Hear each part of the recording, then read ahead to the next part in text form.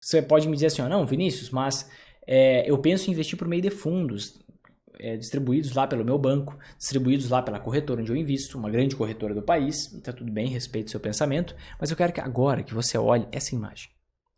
Essa imagem tem que colar na tua mente, tá? Que imagem é essa, Vinícius? Me mostra. Essa daqui. O que aparece nessa imagem, tá? Essa é uma imagem criada, feita pela gestora de recursos Fundsmith, tá? Que é uma gestora inglesa, tá?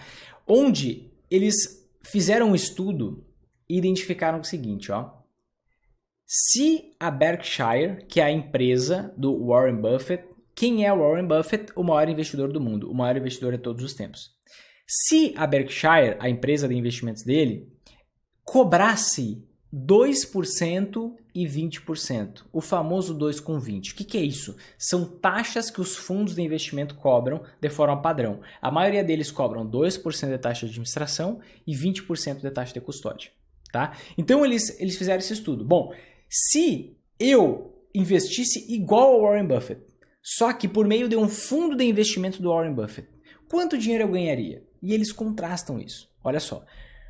Aí eles colocam aqui em cima, ó, $1.000 investidos em 1965 teriam virado 8 milhões de dólares 50 anos depois, em 2015. Então, $1.000 em 1965 teriam virado 8 milhões de dólares em 2015, tá?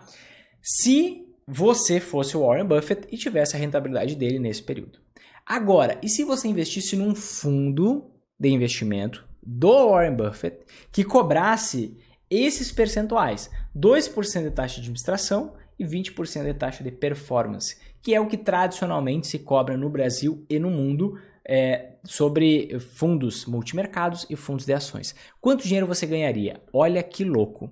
Você vê aqui embaixo, na linha azul, o quanto o investidor ganharia. E você vê na linha vermelha o quanto o gestor do fundo de investimento ganharia.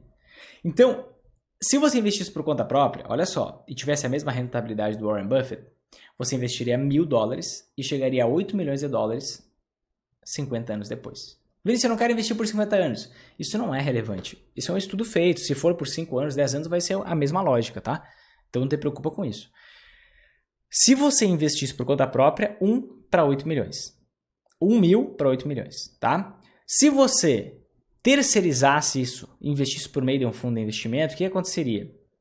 Você ficaria com 719 mil, quase 720 mil, apenas, 720 mil dólares, e o gestor do fundo, às tuas custas, ficaria com 7,28 milhões de dólares.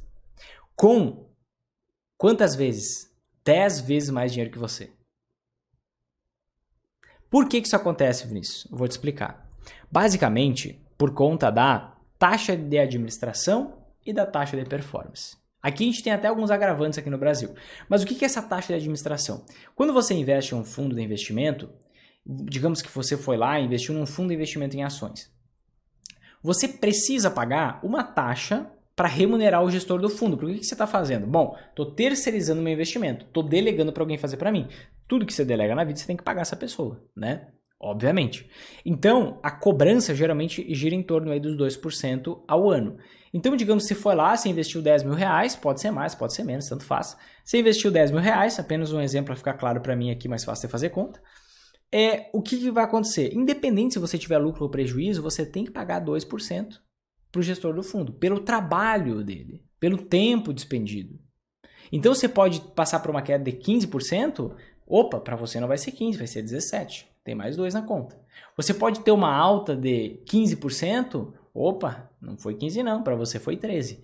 Então, quando o cenário é positivo, quando você tem lucro, o teu lucro cai. Quando você tem prejuízo, o teu prejuízo aumenta. Entende? Então, ano após ano, existe corroído 2% do teu patrimônio. Não importa se está caindo há 4 anos consecutivos. Está há 4 anos consecutivos sendo cobrada a taxa de administração. Só que tem, além disso, de ser um problema, né? Quando você ganha menos. Quando você perde mais.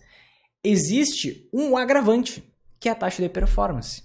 O que é a taxa de performance? A taxa de performance nada mais é que uma taxa que você paga sobre o excesso de lucro que você tem frente ao benchmark do mercado. Meu Deus, Vinícius, não entendi nada que você falou. Eu vou te explicar agora em português, tá? Quando você está olhando, por exemplo, para as ações, existe um indicador de rentabilidade média das ações. Aqui no Brasil é o índice Bovespa, tá? Nos Estados Unidos você pode pegar o S&P 500. Se você quiser olhar só as empresas de tecnologia, aí é o Nasdaq 100. E é assim, poxa, sucessivamente. Aqui no Brasil tem alguns índices, lá fora tem outros índices. O principal americano é o S&P 500 e no Brasil é o índice Bovespa. Então, digamos que você está investindo num fundo de ações, em todos os anos que a rentabilidade do fundo de investimento for superior à rentabilidade média das ações, medidas por esse benchmark, esse indicador de referência, esse indicador de rentabilidade média, sempre que for acima disso, você tem que pagar 20% para o gestor do excesso. Vou te dar um exemplo para ficar mais claro. Digamos que, num determinado ano, a média das ações se valorizou 10%. 10%, tá? Então, o que aconteceu? As ações no início do ano estavam num valor, no fim do ano estavam 10% maior.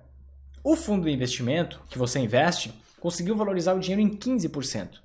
Então, o que acontece? 5% acima dos 10%. Desses 5%, 20% fica para o gestor do fundo, 80% para você. Então, quanto que é 20% de 5%? Vou fazer umas contas aqui que eu vou lembrar uma ex-presidenta nossa. Quanto que é 20% de 5%? É 1%. Então, nesse caso, você não ganharia 15%. Você ganharia 14%, que é 15 menos 1, menos 2, que é a taxa de administração. Então, você ganharia 12%. Ok? Então, quando sobe 15, nesse meu exemplo, o indicador de rentabilidade média foi 10, você ganha, na verdade, 12. Você não ganha 15 que você poderia. Só que, e quando tem uma queda? Quando existe um momento em que o fundo passa por um período de queda, o que acontece? O indicador de referência vai ser qualquer um. Existiu um período de queda, você não conseguiu superar esse índice de referência.